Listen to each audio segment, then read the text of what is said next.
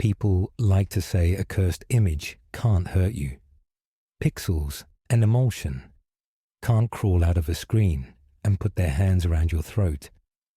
I believed that, right up until the night I threaded a battered reel of film onto a 16mm projector in a concrete basement and saw the last frame look back. I'm a film archivist. Ordinary job. Ordinary person. My days smell like vinegar syndrome and old cardboard. My nights like hum from fluorescent fixtures. I work in a regional archive where time is labelled with grease pencils and stacked on metal shelves. There's nothing romantic about it, unless you find romance in mildew. Most of you don't. The legend came up the way they always do. A footnote on a forum, a photocopied page from a defunct zine, whispers that feel older than the mouths that made them. Orphanage Road, 1973. Shot cheap, screened once or twice in towns that lost their movie houses to malls. Never released, not because it was bad, though I heard it was, but because the final frame broke people. The claim was neat enough to be dismissed. The very last frame of the film, the one that flashes for a fraction of a second before the leader slaps the gate, was cursed. It didn't show something. It did something. People saw it and came apart. That's the kind of story a bored projectionist tells, to make themselves feel like a priest, like a gatekeeper, letting light touch the faithful. I didn't believe in curses.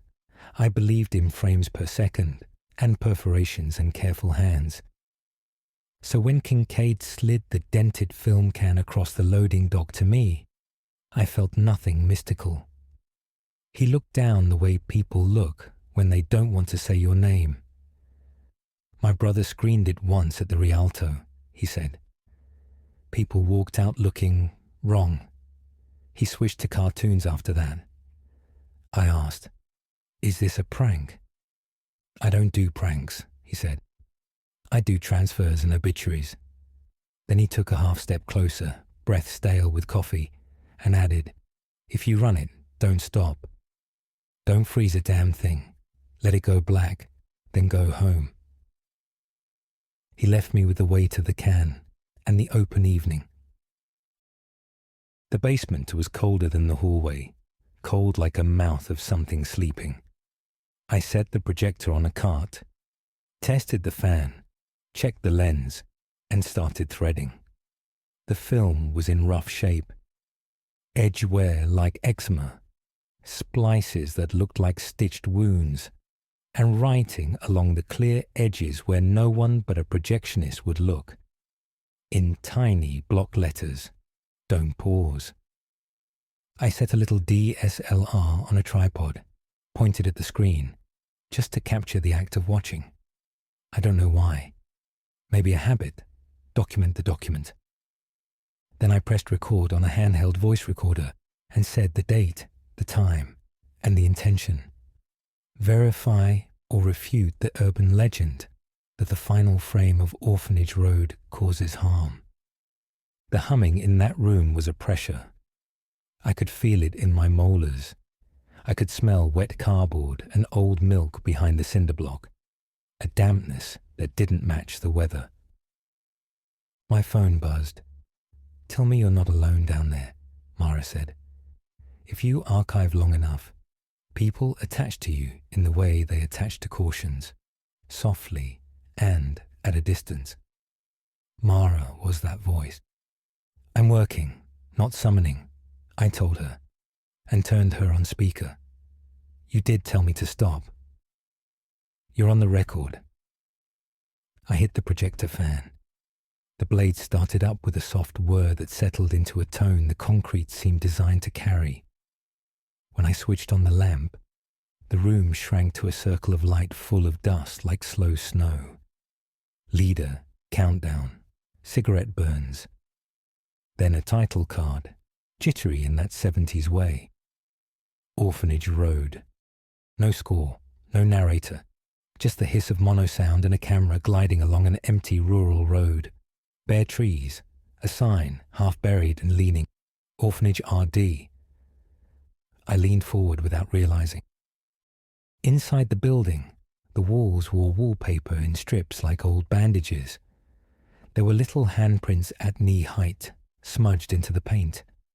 The camera lingered on doorways just beyond the point where you expect to jump. It didn't come. That made it worse. I caught myself speaking into the recorder in a whisper, naming the smell, the likely state, Illinois maybe, or Pennsylvania. I said that like any of it mattered. It didn't. On the screen, a metal-framed bed with a sagging mattress, a little grey sweater draped at the foot. The camera drifted past and caught a glimpse of letters stitched into the collar. H-A-L. My breath stopped a moment. I told the recorder too quickly that they stitched names into garments in places like this, that I probably saw what I wanted to see. Then, without thinking, I glanced at the name clipped to my pocket. A Hale. A stupid coincidence. And in that basement, coincidences were knives that didn't cut until you looked. Alex, Mara said, you're quiet. I'm watching, I said. The word felt like a ritual. The film showed a staff ledger. Hands with dirty nails flipping pages. Names in columns, red stamped codes. The camera hovered long enough to betray a line. Hale, infant. The sound dipped then, and beneath the hiss something threaded through. A breath, or a wind, or a word trying to be born. I should have stopped. Kincaid had told me to let it run and go home. I told myself I would let it run. I said it out loud. I said it into the recorder like that would keep me honest. The camera roamed a dormitory full of sleeping children. The hush made my own breath feel like a trespass. It paused at a mirror and caught the shape of the operator in one frame. Long hair, a parka from another era. In the blur behind them at shoulder height, something like a small face. The film was generous with the things it almost let you see. Corridor, doors with numbers. The camera stopped at 7. The door opened. Nothing inside but a window with a shade, and scratched into the paint at child height. Letters. H-A-L-E. It's someone's idea of a good scare, I said into the recorder. The lie slid out easier than it went in. The images hurried then, as if spliced together from a reel someone had dropped and gathered with shaking hands. The road sign again, the ledger, an ear with a crescent-shaped scar, then black, a flare, a single acoustic pop that shivered the concrete and died. The projector kept spinning. The reel kept going. That was nothing, I told the room. Did I blink? Let it run, Mara said, her voice suddenly a rope. I should have. I almost did. But the air pressure shifted subtly, and my ears popped, and some animal piece of me lifted my hand to the projector controls. I didn't see it, I said, and I eased the film back a few seconds, just enough to find the shimmer before the flare. I'm not freezing, I lied. I'm just finding. There. I nudged the frame advance, one click at a time. Something in the room stretched thin, like paper. Do not, Mara said. I can look without... I didn't finish. I clicked again. The frame. It wasn't the orphanage. It wasn't any place from the film at all. It was my basement. The room I was in. The projector shining. The tripod with the camera. My shape at the edge of the image. A dark negative. Only in the frame I was closer to the screen than I was in life. My head was turned, and the eyes were bright, pale blanks like blown highlights. I stumbled backward so hard the socket in my shoulder clicked. For a few cruel seconds the room doubled. I was looking at the screen, and inside the screen looking back, folding the room into a corridor that went nowhere. "That's today," I said. My voice did not sound like mine. "That's today." The whisper under the hiss resolved into something that wasn't my name and was a birth name that fit inside Alex, the way a bone fits inside scar tissue, pressure, ache. Eli or Eloise, an old sound of me I had only ever seen as black print in a folded paper from when I learned, at 19, that I was adopted. "What are you seeing?" Mara asked. The speaker flattened her fear, made it tinny. "Me," I said. "It's this room. It's me." The overhead lights didn't blink exactly. They held just a fraction too long between states, like a person thinking about whether to answer. On the screen, behind the other me, there was a detail that didn't exist in the real room. A door where a cinder block wall was in fact seamless. The door stood half open. Beyond it, a short hall papered with a pattern like nests, with a symbol scratched into the jamb, a notch crossed with another. I'd seen that symbol earlier etched into the road sign in the film. I'd seen it before that, somewhere I couldn't place, the way you sometimes recognize a face in a crowd you've never met. "There's never been a door there," I said. In the real room, there was only cold concrete and a damp smell that suddenly smelled like fruit left in a car through winter and summer both. "Please," Mara said. "Leave." "It's showing me what's behind the wall," I said. Or what was. Metal shifted in the back of the room, gentle and deliberate, like a careful hand on a shelf. The projector's circle got brighter while the room around it seemed to lose fidelity. When I lifted my hand, my fingers cast shadows on the screen that fell in the wrong direction. I stepped closer. The other me in the frame didn't move, but my animal brain insisted the eyes adjusted, followed. The symbol on the doorframe pulled at my attention in a way it shouldn't. I flipped open the ledger I'd left on the bench, and a curling photograph slid out. A baby, anonymous in hospital blanket. On the back, the same red-stamped code I'd seen in the film, and beneath it, in ballpoint, Hail, infant, transferred. "It's me," I said. Saying it made it heavier. The room got colder. I could see my breath in the projector light. The lamp whined at a frequency that made my molars ache. I thought of Kincaid, of Don't Stop.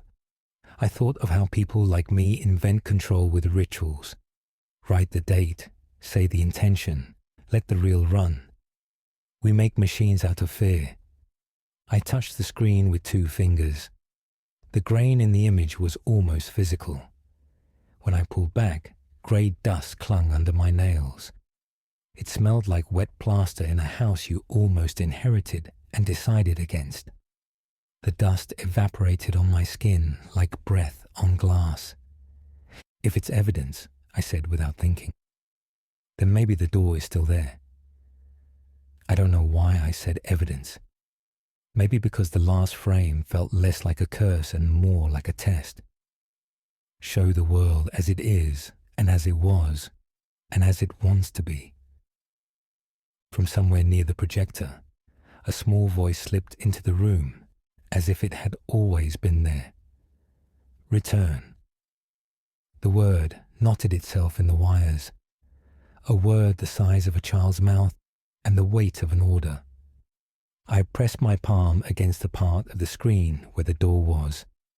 It was very cold, and the cold moved into me with purpose. Behind me, the cinder block wall sighed in a way walls don't. The seam between 2 blocks grew darker, dampness beading in mortar lines. Something like an old symbol, not carved but revealed, floated under the paint. I started. My phone vibrated itself across the table and sent up a shallow earthquake of loose screws. "No service," the screen said. as if the room had been sealed against the idea of contact. "Alex," Mara's voice said. It was farther away than it should have been. "I'm calling the police." "Tell them to bring a hammer," I said, not because I thought a hammer would help, but because it felt like a sentence that might keep me in the world where hammers matter. The projector hiccuped. The frame flashed white and then returned to the last frame again. Only this time, the door within the frame was a sliver wider. The other me inside the frame was turned fully toward us now. The eyes were no longer blank. They were ours. "How do I leave?" I asked the screen, the wall, the room. Anything that would answer. "If I go in, how do I leave?" "Return," the child voice said softly. Closer now, like it had settled in my chest. It is a strange thing to feel a word inside your body, asking you to be a place. My palm had picked up grey dust that made crude letters in the lines. HALE. I wiped it on my pants and left a darker smear. It felt like wiping away the face of a clock. I put both hands on the seam in the wall and pressed. It shouldn't have given. It did, a fraction. There was a temperature on the other side that felt like an old cellar, where someone kept something precious and wrong. Ozone prickled my nose. The DSLR's lens cracked with a soft, clean sound. The crack wasn't a crack so much as a thin, reflective line, like a stream seen from high up. I turned to look at the screen one more time. It no longer showed the basement I was in. It showed the inside of the narrow hall beyond the impossible door, looking back at the place where I stood. The wallpaper's nest pattern ran in repeating lines, and in the places where the nest should have been, there was an emptiness shaped like openings. "If I don't come back," I said, "don't follow." I don't know who I was saying it to. The recorder, the camera, the person I was before I pressed record. I clicked the recorder and spoke into it one last time, because that's what people like me do when we have lost control. We narrate to make it bearable. I said, "Log 2. The frame isn't an image. It's a position in the building, updating itself to the room where it's projected. It uses us as measurement. I'm going to test ingress." Ingress. The word felt like building code. It felt safe. It wasn't. I pressed. The seam gave another fraction. Cold slid around my shoulders like a shawl someone else put on me. There was a small shock when my shadow touched the shadow of the other me in the screen's light, like biting tinfoil. A hand, I don't know whose hand, touched the other side of the screen from within for 2 frames of the DSLR. It was the size of a child's, with lines deep as an adult's. My eyes watered without permission. I said, "Who are you?" "You filmed me first," the voice said. Which didn't make sense, except it did. The camera in the film. The operator's long hair. The face at shoulder height. We film, and we don't think the watching can be mutual. The reel was almost out. The tail would slap the gate any second. "Okay," I said, and the sharp taste of iron filled my mouth. "I won't stop." I raised my hands like you do when a police officer decides your body is a problem. The last frame remained as if it were pinned by a needle. The machine's heartbeat deepened until it wasn't sound anymore, but a rhythm the concrete knew. I leaned into the wall. I opened my shoulder to it, the way you open a door in a house you were born in. The wall opened back, just enough for me. The air beyond was sweeter and rotted, a nursery smell, decades too late. I stepped through. If you're waiting for the part where I describe what was on the other side, there isn't one I can give you that does not infect the air between your ears. The first shoulder disappeared. then the head. There was a moment when my hand was all you could see, flattened white in the projector light. I remember thinking the bones in it looked like a different animal's bones. The reel reached the end. The tail slapped the gate once, twice, 3 times. The machine kept pulling leader through a space that no longer had film in it. The last frame did not change. In the dark, the recorder light blinked a steady red heartbeat and captured the wrong sounds. A distant door closing underwater. A breath that wasn't mine or was mine moved to another set of lungs. Somewhere else in the building, a fluorescent tube gave up with a tone like a tuning fork. The basement lights flickered in a way that felt like a question being answered by someone you could not see. Mara's voice returned to the room alone, speaker thin. "Alex, I'm coming down there. Answer me. Blink the lights if you can hear me." The lights blinked once. After that, time lost its manners. It could have been minutes before someone put tape across the entrance and a gloved hand lifted the reel off the spindle. Or it could have been hours. It could be happening again as I say this. The final frame glowed without a lamp for the space of a held breath, then bled away like a memory forced too hard. The recorder had a smear on it in the shape of a small hand. And now you are listening to a voice that might be coming from a room you recognize or from a place that looks like that room but is not it. A hall patterned with nests where the symbol repeats like a prayer. Perhaps the word return is nested inside the hum in your own walls. Perhaps your lights will hold, just for a second, between states, the way mine did, in that moment before the door decided to be a door again. If anything in this story feels too neat, it's because neatness is a kind of mercy. The truth is cold and damp and smells like plaster, and it waits in the seams. If you find a bootleg of Orphanage Road, thread it if you must. Let it run. Don't pause. Don't freeze. Let it go black. Then go home, if you can, and if your room shows you a door where a wall should be, remember this. Not every way through knows the way back. Sometimes the frame isn't a curse. Sometimes it's a measurement that proves you were there once, exactly where you should never have been. If your lights just flickered, I didn't see it, but I felt it. And if you hear a child's breath in your chest saying return, ask yourself, as I did, who the child is and which side of the door you're on.